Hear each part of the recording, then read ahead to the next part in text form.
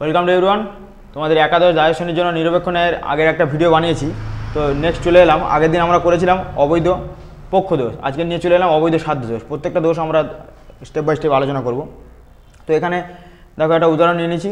এই উদাহরণটার আগে আরেকটা জিনিস আবার বলে দিই তোমাদের, যে সিদ্ধান্তটা ধরার নিয়ম হচ্ছে যে তোমরা জানো যে এখানে সুতরাং, তাই, এজন্য, সেজন্য, কাজেই, ফলে, ঠিক আছে, অবশ্যই, নিশ্চয়ই, সেই জন্য, এইগুলো দিয়ে যদি বাক্য শুরু হয় তাহলে কিন্তু তার পরের বাক্যটা সিদ্ধান্তের রূপে গণ্য হবে। এবং কারণ, কেননা, যেহেতু, সেহেতু এইগুলো দিয়ে থাকলে তার আগের বাক্যটা সিদ্ধান্তের রূপে গণ্য হবে। এবং দিয়ে যদি কোনো বাক্য যুক্ত থাকে তাহলে দুটোকেই আসল বাক্য রূপে চিহ্নিত করতে হবে। তো সেটা আর আমি লিখলাম না। দেখো, প্রথমে আমরা সিদ্ধান্ত ধরে নিয়েছি কোনো ময়ূর নয় প্রাণী, এখানে এসপি হয়েছে। তারপরে বাক্যটা কোনো ময়ূর নয় হরিণ, এবং প্রধান আসল বাক্য হচ্ছে সকল হরিণ হয় প্রাণী। এটা অপ্রধানটা আর লিখিনি, অপ্রধান আসল বাক্য, এটা কমা দিয়ে দিয়েছি। তো দেখো এখানে অপ্রধান আসল বাক্যটা এ বচন হয়েছে, দ্বিতীয় অক্ষর বাক্যটা এবং সিদ্ধান্তটা দুটো ই বচন হয়েছে, ঠিক আছে। আচ্ছা, এখানে আমরা নিরপেক্ষণের এখানে এটা দেখো A1, যেহেতু এটা দেখো এই মূর্তিটা আমরা জানি যে হেতু দুটো জুড়তে হয়, তো হেতু দুটো জোড়ার ফলে আমরা প্রথমে এই তিনটে দাগ টেনেছি, তারপর হেতু দুটো জুড়ে দিয়েছি। দেখো এটা হচ্ছে প্রথম সংস্থানের মূর্তি ও সংস্থান বলে লিখেছি, তাই তিনটে বচন সেটা 1 হয়েছে, ঠিক আছে। এবং এখানে একটা জিনিস লক্ষ্য করে দেখো তোমরা যে এই পিটা অর্থাৎ এটা হচ্ছে সাধ্যপদ।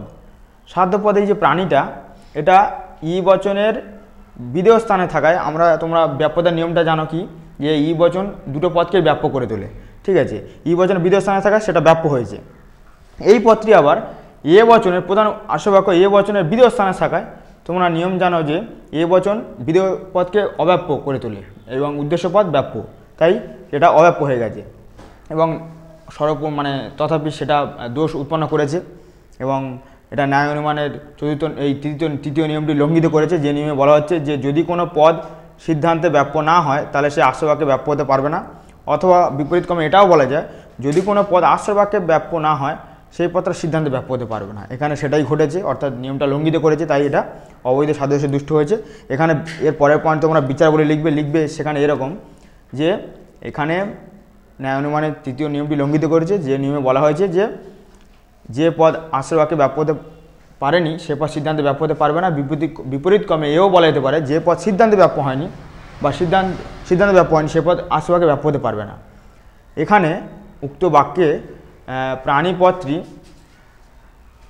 প্রধান আশ্রয় বাক্যে বিধেয় স্থানে বসায় ব্যাপ্য হয়নি, অব্যাপ্য হয়েছে, এবং সেই পদটি আবার সিদ্ধান্তের বিধেয় স্থানে বসায় ব্যাপ্য হয়ে পড়েছে, তাই দোষ উৎপন্ন করেছে, এবং যাকে বলা হচ্ছে অবৈধ সাধ্য দোষ।